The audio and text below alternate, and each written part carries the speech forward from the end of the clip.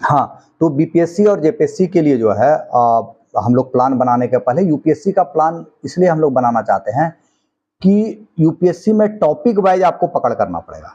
कोई भी चीज़ पे topic wise, step by step, step by step, इसमें समय लगता है।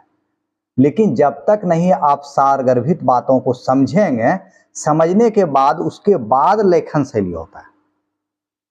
जब तक सपोज करो कि अभी हम आपको लिखने देंगे किसी विषय पे, ठीक है, खास करके ओलंपिक पे लिखने दे देंगे, तो ओलंपिक के बारे में आपको इतिहास तो पता होगा, लेकिन वर्तमान ओलंपिक में क्या क्या गेम है, क्या क्या खेल है, क्या क्या हो चुका, किसने मेडल माना, ये तथ्यात्मक बातें हैं। तो जब ओलंपिक का निर्माण हुआ था उससे लेकर वर्तमान परिदृश्य पे जब तक ना आप कंटेंट को जोड़ेंगे तब तक आंसर आपका अच्छा कैसे होगा या लेखन आपका अच्छा कैसे होगा। और उसके बाद सबसे इंपॉर्टेंट है कि ओलंपिक के खेल से क्या क्वेश्चन किया गया है, उसके अकॉर्डिंग टू हम जवाब दे रहे हैं कि नहीं। तो आपका जब तक ज्ञान पूरा नहीं होगा उस विषय में तो आप बहुत अच्छा से लिख ही नहीं सकते। उसके बाद जब ज्ञान हो गया तो फिर हो जाता है कि लेखन शैली कैसे लिखें, जो कि मेरा उस फ्रेम के अंतर्गत आता है जो सिविल सर्विसेज का डिमांड है।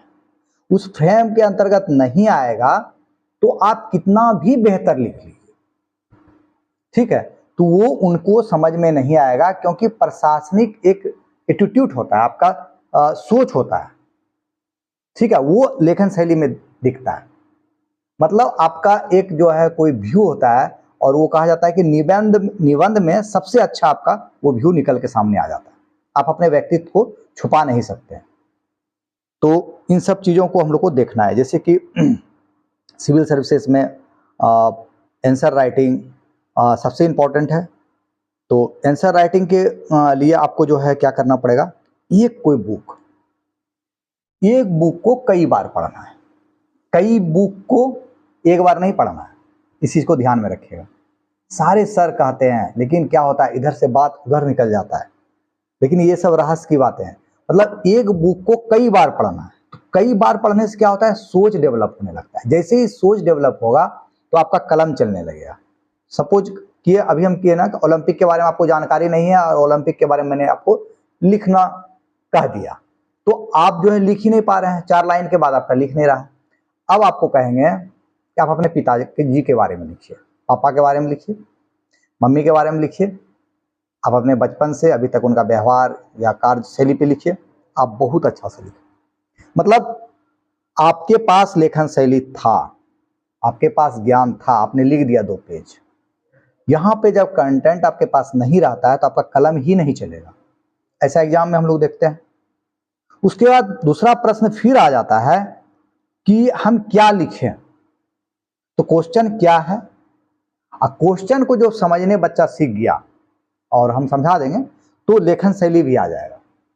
लेखन शैली की शुरुआत कहाँ करना है, अंत कहाँ करना है, मिडिल में क्या डालना है, कैसे पॉइंट को एक दूसरे से रिलेटेड करना है कि क्रम भंग ना हो, ये सब बहुत छोटी छोटी बातें हैं जो कि आपको लेखन शैली का कला को बताता है। आर्ट, लेखन शैली एक आर्ट है, सबके बस की बात नहीं है। सबके बस की बात नहीं है कि क्योंकि ये अचानक नहीं होता है, उसके लिए क्या करना पड़ता है, आपको डेली प्रयास करना पड़ेगा। अब प्रयास करके आपको दिखाना होगा कि सर ये देखिए तो ये ले, तो एक समय के बाद आपका उस फ्रेम के अनुसार आपका आंसर होगा। अब कोई भी क्वेश्चन देंगे आप फट से लिख देंगे। जिस दिन आपका तैयार होगा तो आपका एक लिखने का स्टाइल ही चेंज हो जाएगा, ठीक है, और जब चेंज हो जाएगा तो कोई भी प्रश्न दे दीजिए, आप लिख लीजिएगा।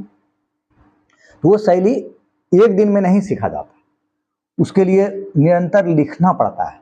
तो उसका सबसे अच्छा रास्ता है कि जैसे कि सपोज कीजिए कि आप सिंधु सभ्यता भी पढ़ेंगे, कई बार पढ़ेंगे, तो उनसे रिलेटेड जो एनसीईआरटी के पीछे क्वेश्चन है आप देखिएगा, ठीक है ना, उसको लिखने का हम प्रयास करेंगे और उसको किसको दिखाएंगे, हमको आप दिखाइएगा, तो फिर हम उसमें बताएंगे कि आपका आंसर और किस तरह से लिखा जाना चाहिए। तो जो हम बता रहे हैं कि ये इस तरह से लिखा जाना चाहिए, उस पर फोकस करना, उस सूक्ष्म बातों पे फोकस करते करते धीरे धीरे धीरे आपका आंसर राइटिंग सही हो जाएगा।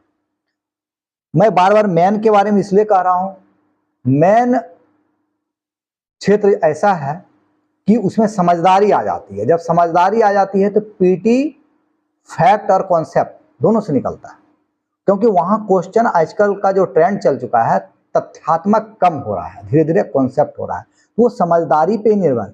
मेन से पीटी जाना है, अच्छा तरीका क्या है, पीटी से मेन नहीं, मेन से पीटी जाना है। मेन का पहले तैयारी आपको करना है और उसके बाद साथ साथ पीटी का भी आपको करना है, ठीक है। तो इन सब चीजों को हम लोग तैयारी के क्रम में ध्यान रखेंगे और जो भी तथ्य आएगा